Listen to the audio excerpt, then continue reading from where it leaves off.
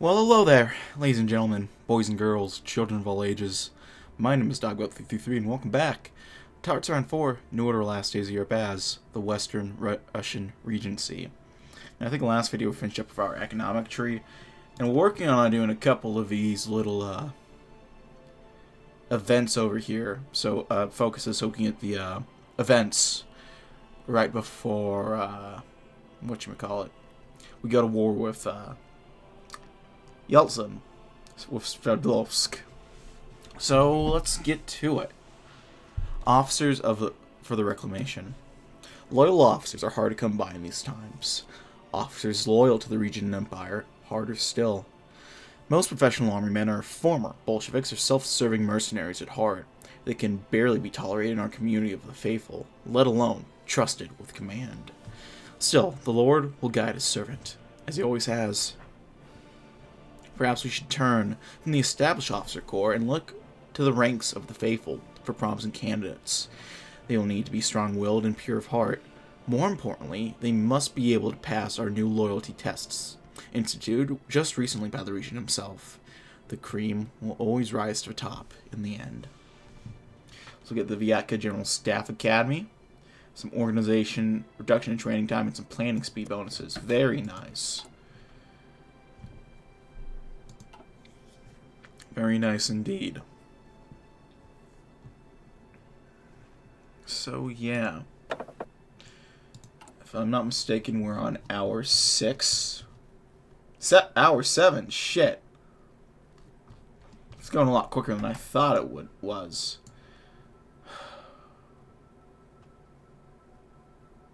Well, knowledge is power. Divine knowledge is divine power.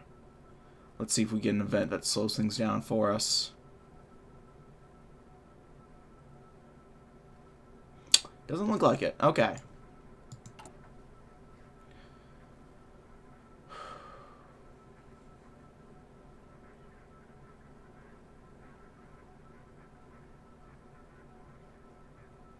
I want to make sure I get all the focuses as many focuses as I can, just because I want to get all the events possible, just because if, well, something happens when the clock strikes midnight, and if we're not ready and finished by the time that happens, it's questionable we'll be able to get any of our content. So we'll see there.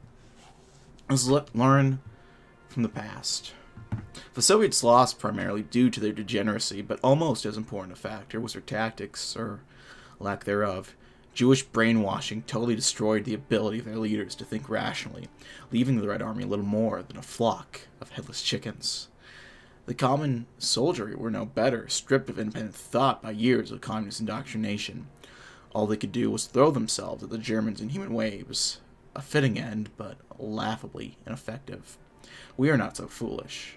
The Russian Empire was never militarily defeated in the Great War. It was brought down from within by the knives of Judas. The brilliance of White Army heroes like Kornilov and Denikin is indisputable, and will be the foundation for our new imperial doctrines. The wisdom of the old empire will guide us to victory everlasting. Speaking of which, I might want to get working on a doctrine soon. When is our next tech done? Soon. Not bad. Okay. Jellicoe's been re-elected. Height of the war. Not a bad time. Drum up the revanchism. Get your voter base out. So what it is...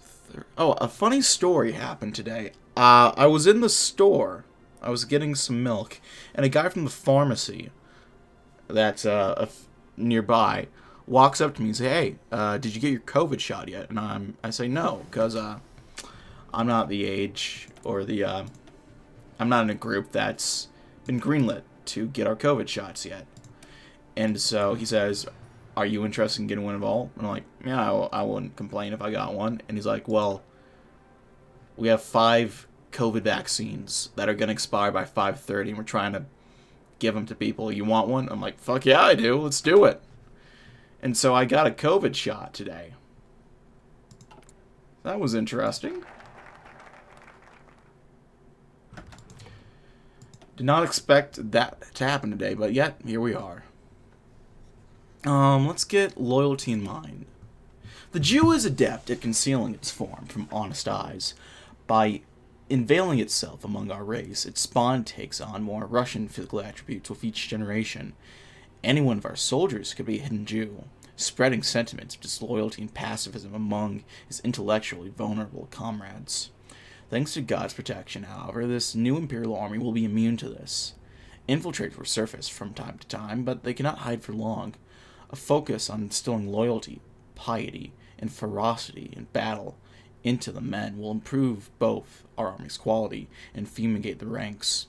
In time, the naturally deviant tendencies of a Jew will cause it to inadvertently reveal itself, at which point it can be rooted out and put to the torch. Thus will the eternal faith and glory of the Imperial Army be maintained. That works. The first graduates of the Vyatka General Staff Academy paraded past the regent, straight-backed and sharply dressed, goose-stepping in German fashion, AKs shouldered, snapping fascist salutes as they passed the podium. They were true paragons of the new Imperial Army. The regent did not smile, but returned their salute, his arm held high, one of the elements of National Socialism he appreciated the most. He thought the salute had a certain pleasing aesthetic quality to it. His arm dropped as the last officers on foot finished their passage. Hopefully, he found himself thinking, they would prove more competent than the generation of their grandfathers. Those damned white snakes. Save for a few brilliant minds like Denikin and Kornilov, they had been incompetent and traitors to man.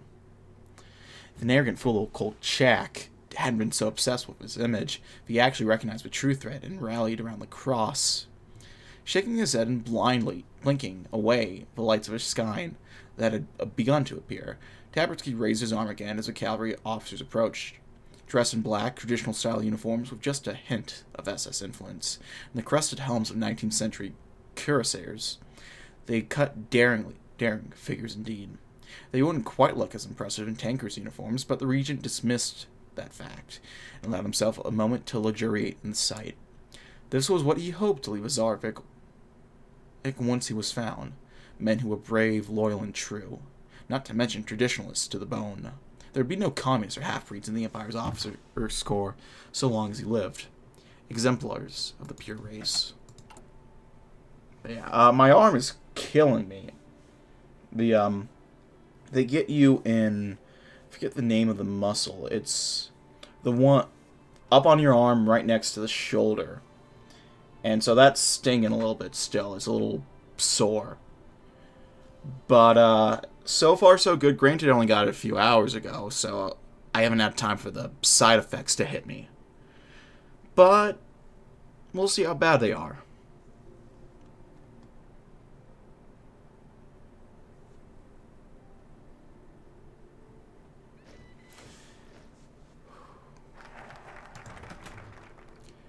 So loyalty in mind, strength in body.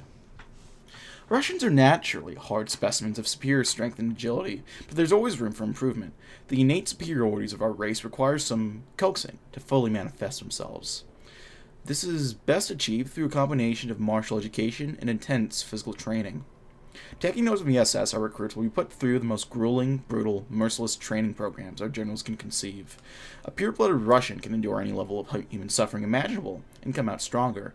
Even the slightest amount of subhuman blood will cause them to wash out, but that's no great loss. In fact, it only makes the regent's work easier. The blood always knows.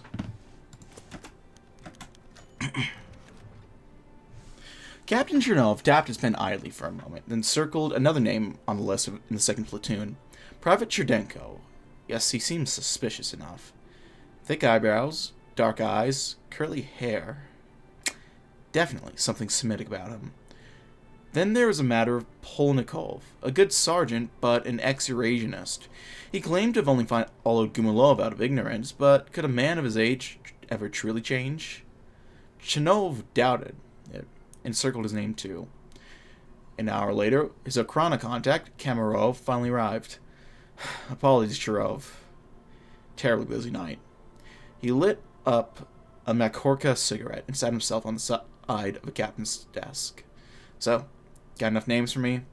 Chernoff noticed there was blood under the officer's fingernails, but simply nodded and handed him the list of men. "That's a lot, I think," he said, lighting up a smoke of his own. Always difficult with the men sourced from the border towns. Too many mongrels out there, if you ask me. "Oh, of course. Bolshevik cunts didn't even bother keeping an eye on the peasants. And you know what they're like. They'll fuck anything with 2 legs. Sometimes more, I hear." The pair shared a chuckle. "Anyway, I'd love to stay for a drink, Captain, but there's 5 other companies to review before the night's done. It's going to be a busy day tomorrow. Don't worry. I'll see what I can do about getting you some fresh meat." Chernov just nodded and smiled as the Crown officer strode from his office. Terrible business, these lists, but if that was a price to avoid another betrayal by the soldiery, the same sort of men who had abandoned him for Suslov all those years ago, they need to happily pay it 1,000 times over. Do not weep for them, for their faith was not sufficient. With that, the clock speeds up. Let us consider our destiny a little more.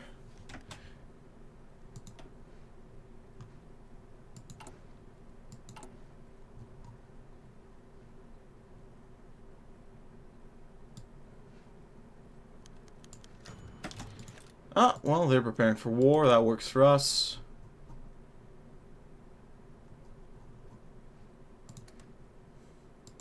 Get the manpower, infrastructure, air bases, recon companies, do that. Let's see who shall stand tall in the end.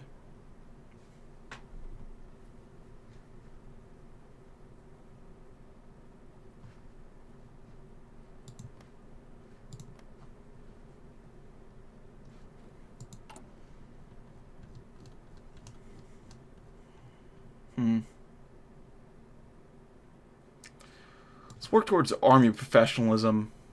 I'd be more concerned about debt, but debt is a Bolshevik concept, and so we don't believe in that. $9 billion deficit, that's malarkey if you ask me. Let's get purity and soul. Calamity. All according to records from before the Regent's assumption of power, there remains a number of men, both soldiers and officers, who are not Russians. Some are even of mixed ancestry, bearing the infernal blood of Tatars, Komi, Finns, and a dozen more wretched subhuman groups. Some are followers of that devil-worshipping Arab prophet. Some are even branded with that most unspeakable of horrors, the Mark of Cain. Naturally, we will act at once. Perhaps these men thought their theft of Russian blood would allow them to propagate their corrupted lineage and ideals without our notice. It matters not. From now on, each and every man who joins the Imperial Army must have his bloodline verified as pure, and his upbringing proven free of Jewish or barbarian taint.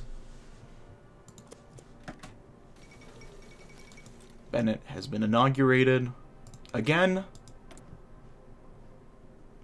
Got the Silver Act going. It's a lot of Yaki popularity, Bennett boy. What are you doing?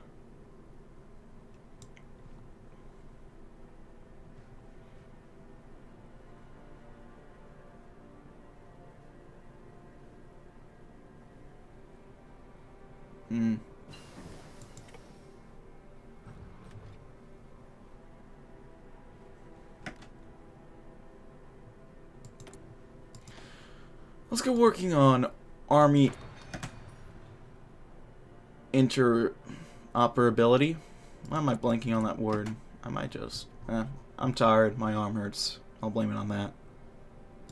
Do some air bases, and by the time this starts going up, see, we got some more manpower already. Got 2 armies of troops.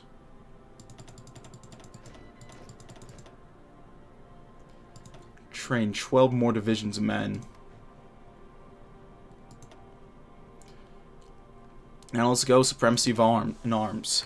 Russian steel is second to none in its quality. God's metallic gift can be forged into a variety of weapons that our empire can use to crush infidels, subhumans, and anyone else who dares oppose us. Our cathedrals of industry, sanctified and blessed by the purest priests in all Russia, are the only places in the world where arms such as ours can be found. Tanks, rifles, trucks, rockets, grenades. All we ever need will be produced in Russia by Russian hands, through which the Holy Spirit works. Not even the finest German industrial complexes can produce weapons to match ours. The Jews and subhumans will weep at the sight of heaven-forged doom in the hands of our mighty soldiers. There we are.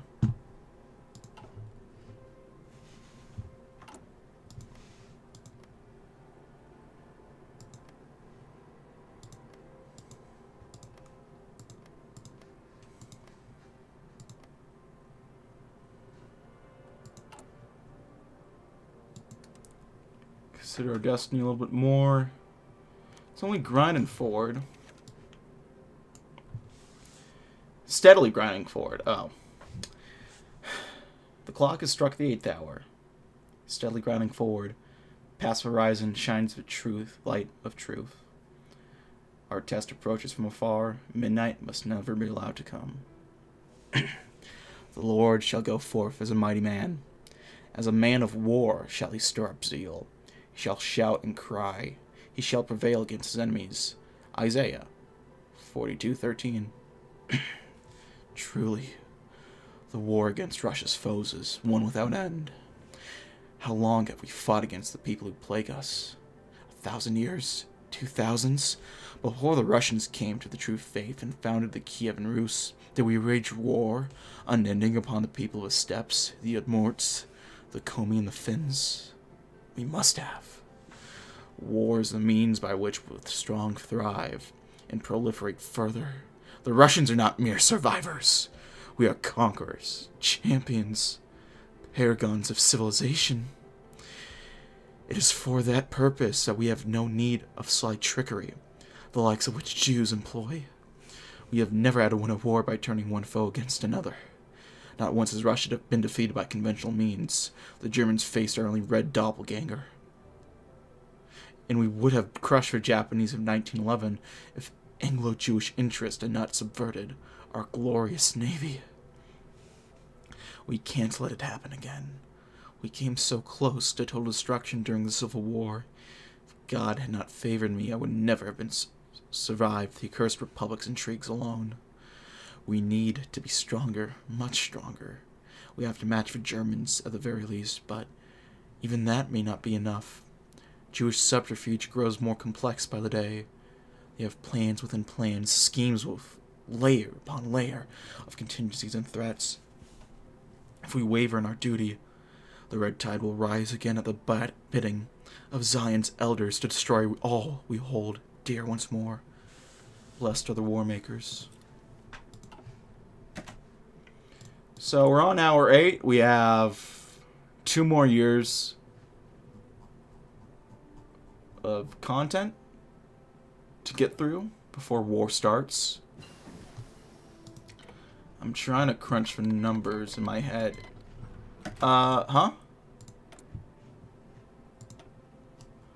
Okay, I don't think that was supposed to happen, but you know, good luck, Bulgaria. I wish you the best of luck there, pal.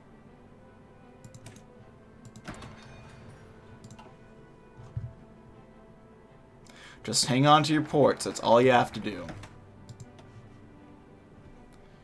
Let's get Black Wings above. Our research into bomber tactics and design was quick to bear fruit, but it was the Regent's ingenious suggestion that spurred on our latest development. Though untested by ourselves or any other earthly powers, we expected to provide astonishing results. Chemical weapons deployed from the air. One shudder to even imagine the sheer power this will provide our military. Villages of subhuman savages pacified without a shot being fired. Columns of men swallowed up by choking clouds of mustard gas. Entire cities purged of their degenerate inhabitants by a storm of airdropped sarin bombs. Truly, God must be smiling upon us this day.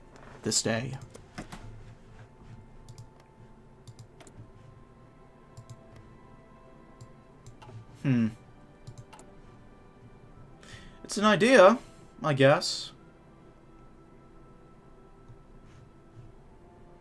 Haven't heard that one before.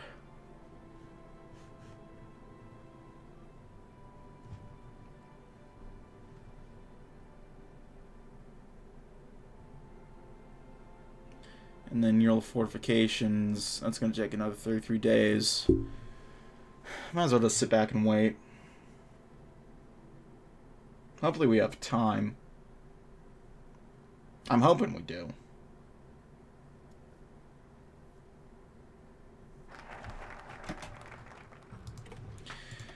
Let's go working on breaking the waves, get some naval bases. Until such a time as God grants us access to our rightful Pacific possessions, we have little need for a navy. Grand ships are, more often than not, mere objects of vanity. Witness the fate of Avasa, and say that it is not so. In time we shall venture forth for more modest efforts, submarines perhaps, to propagate the threat of chemical bombardment across the world. For now, the Empire needs only a small surface fleet suited for blockade breaking and escorting convoys. Unimpressive, perhaps, but the regent would never dare to try and exceed his God-given reach.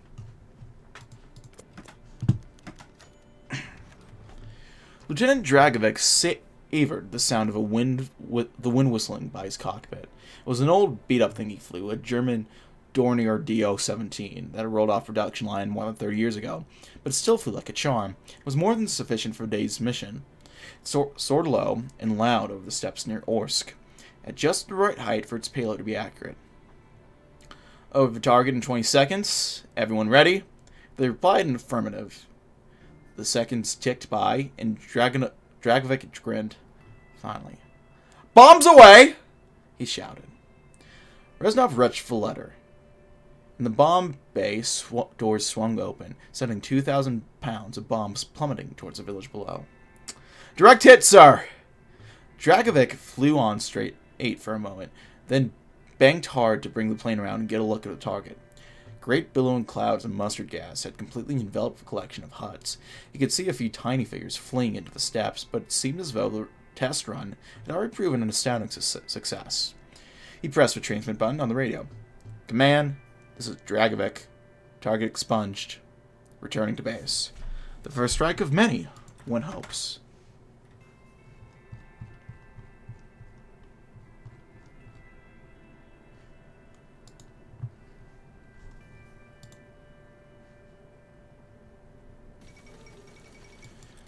Alright. War on the horizon. Well, the winner takes it all. I might as well save the command power then.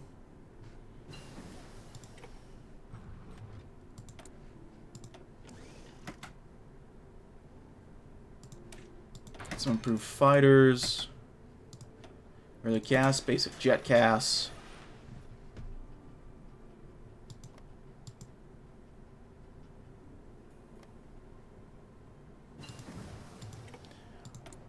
There we go. Let's get working on artillery barrage. Breaking waves. We might actually have time to do the rest of this, so let's do domains for the future. The Imperial Army is now well equipped and ready for anything, but who knows what the machinations the Elder of Zion and their minions might devise next. We have our chemical weapons, but they are not of Soviet or even old Imperial vintage. We cannot expect them to remain useful in their current form forever. Research and development initiatives must begin at once in the Regent's command. Germany alone could teach us much, but true genius will only be found in the minds of the Regent's chosen. Already, our brilliant engineers and scientists, aided by the Holy Spirit, have proposed a dozen new solutions to the needs of our holy warriors, ballistic missiles loaded with sarin gas. Just one of the many ideas that must have been inspired by God himself.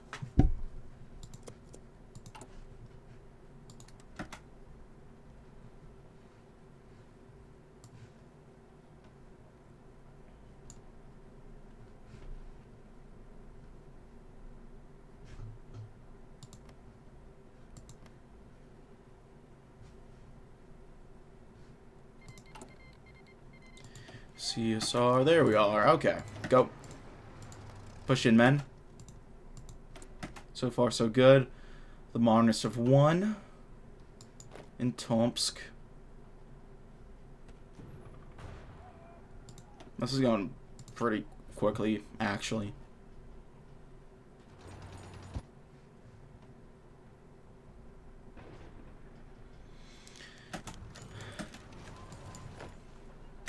Truly, this is the work of God. Oh, fuck. We're already in the 9th hour. Fuck. For the desire of money is the root of all evil, which some coveting have erred from the faith, and have entangled themselves in many sorrows. 1 Timothy 6:10. Money, money, money. It's all my advisors talk about, as though it's worth worrying all about. Would that be the very idea of currency have never come into being? Zionists might never have become a nuisance if it had been the case. One admits it is a pleasant thought. History without the Jews. A world ruled only by those appointed by God, or at least for deserving. But it is a fool's hope to wish for money to be abolished. It's become humanity's hereditary curse, as inextricably tied to our existence as original sin. One simply has to bear it and pray for deliverance. But that aside, the sheer obsession of so many in Russia with money is abhorrent. Everything's about cost, about budgeting, about affordability, and the economics. One has quite enough of these self-proclaimed experts telling one what to do. We are Russia. We don't need Swiss watches or American cars to sustain ourselves.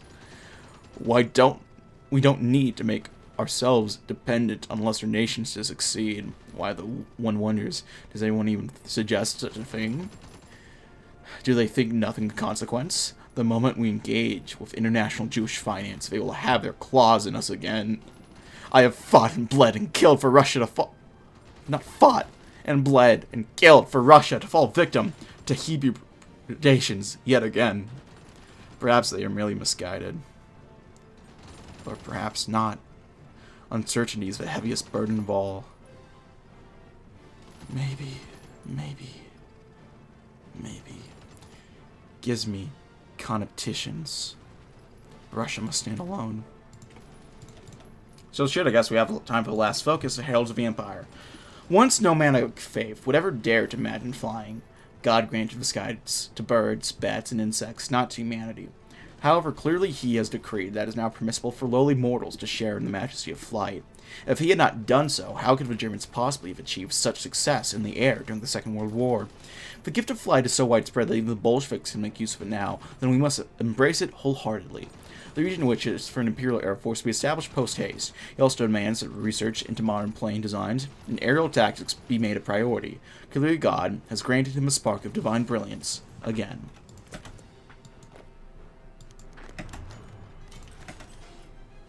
Capturing their automotive plants. Push has gone pretty well so far. I'm happy.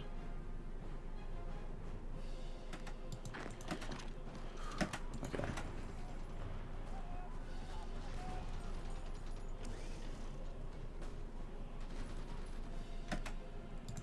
Free military factories.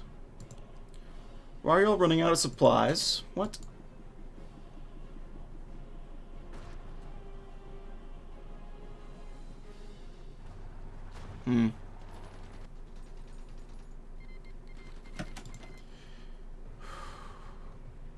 Conflict in the Middle East, who to thunk it?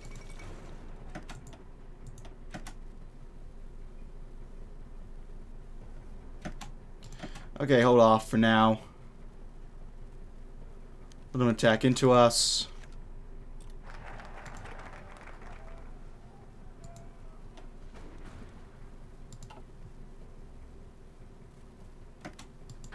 Oh no, don't attack into them. There you go, our professionalism is up.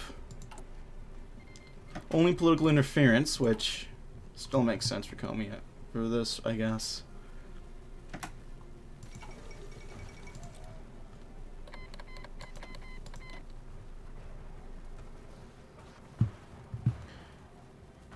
Okay, right now it says they're good to attack.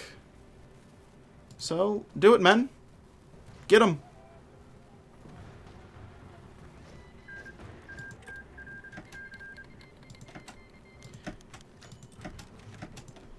And there goes Iberia.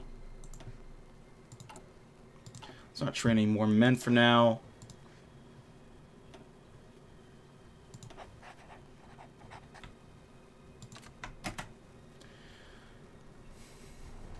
12 new units.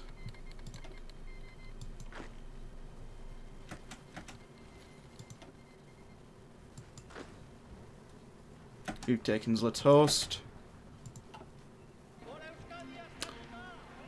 In a war, there are no winners or losers, only victims. Michel del Castillo.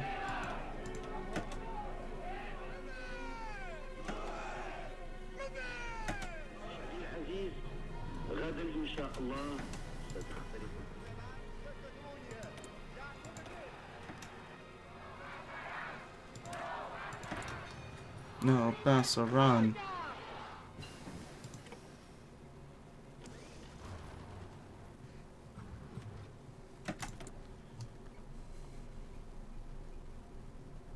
Let's get the new jet fighters going. Speaking of jets, shit.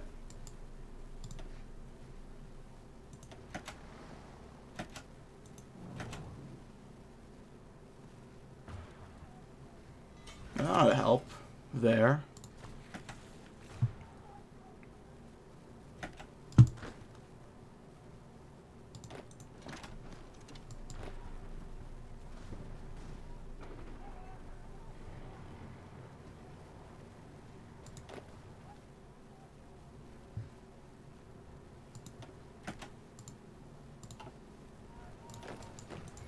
Moving there to the capital.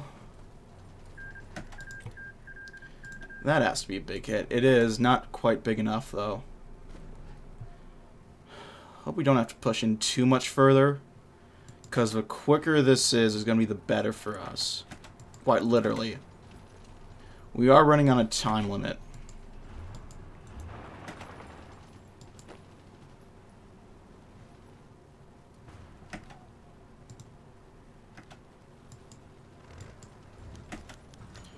Lenin's body's has been captured. And let's consider our destiny. Hopefully that'll slow down the clock. Destroy the traitor.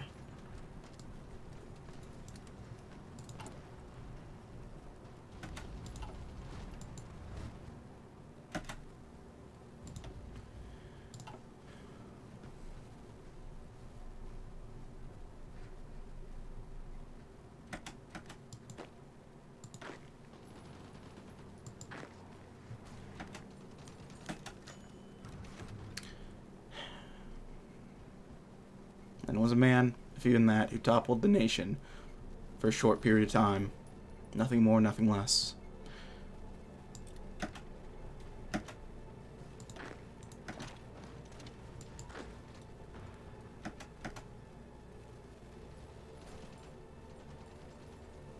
Worth a shot.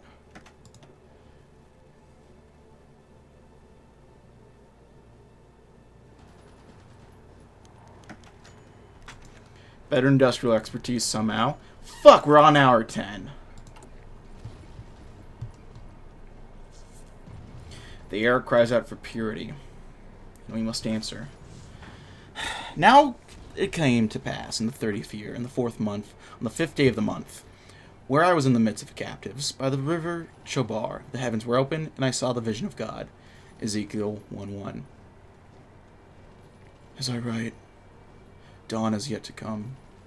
The streets are silent, the night guard still on duty. Had to order the sergeant to make tea in the servant's absence.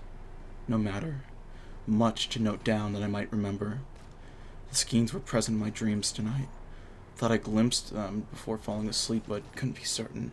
When sleep took me and I was adrift in the twisting nether, I saw them splayed out above me, connecting the points of a light far overhead. Thought they might be words, but literacy abandoned me. No message, just a jumble of indiscernible scrawlings. Just a meaningless dream? No, the patterns have never held falsehoods before. Interference? Possible, but not in the medium between oneself and God. None possess that power. Sorcery? Absurd. No, perhaps my vision is obscured through some fault of my own. No. Have done all I thought possible to ensure God's favor. Not a punishment, hostile interference, the work of man. I can't be certain, but no, that could be the case. If so, I've been careless, but of course, they've been with me so long. Why did I take that to mean loyalty? I shall require new servants.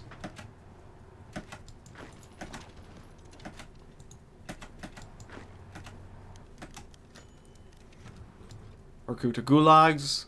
Very nice.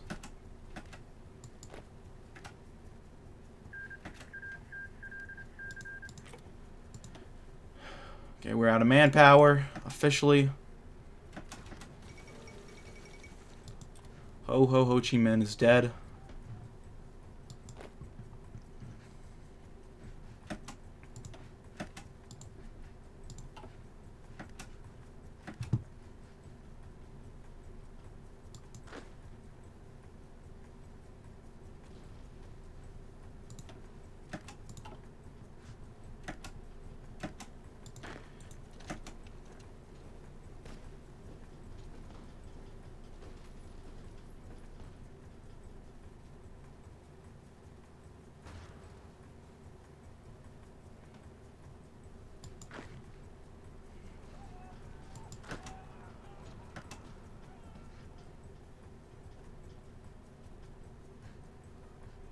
We're pushing through. We just don't have the VPs at this point to conquer and take them out.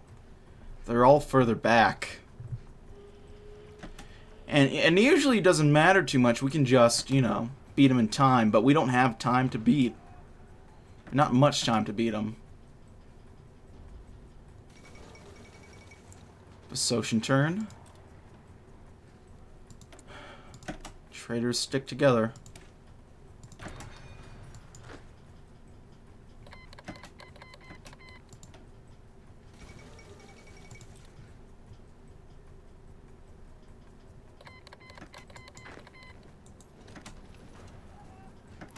That was satisfying.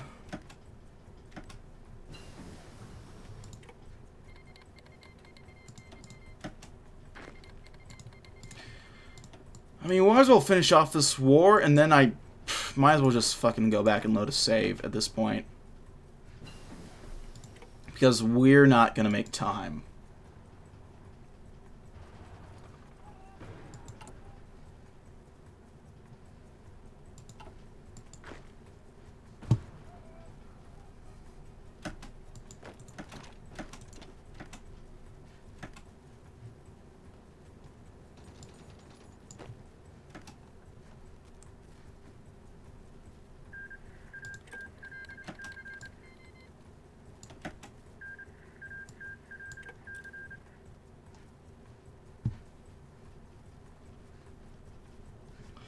It says they're gonna keep attacking, but I mean, I guess they are up here.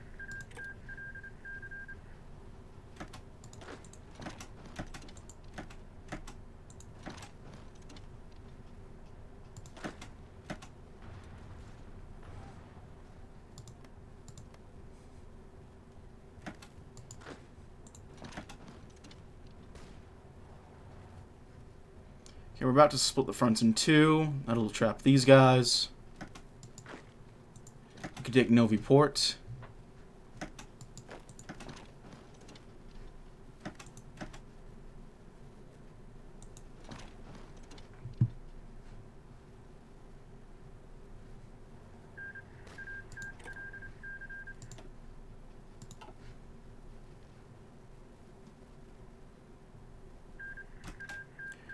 Old soldiers never die. They just fade away. And with that, it's time for Russian reunification.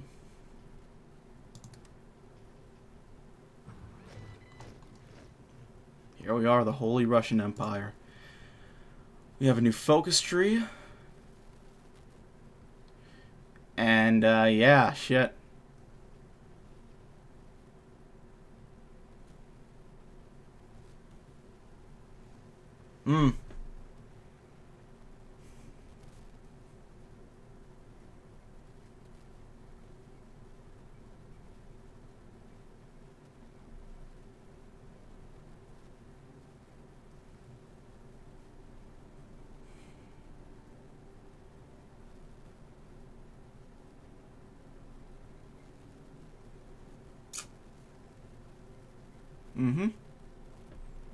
Mm-hmm.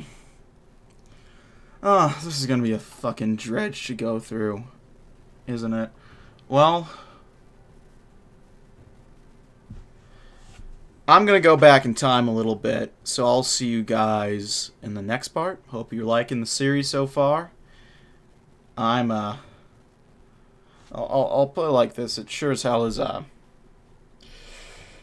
it's a ride right now. It's a roller coaster. I'll tell you guys that much.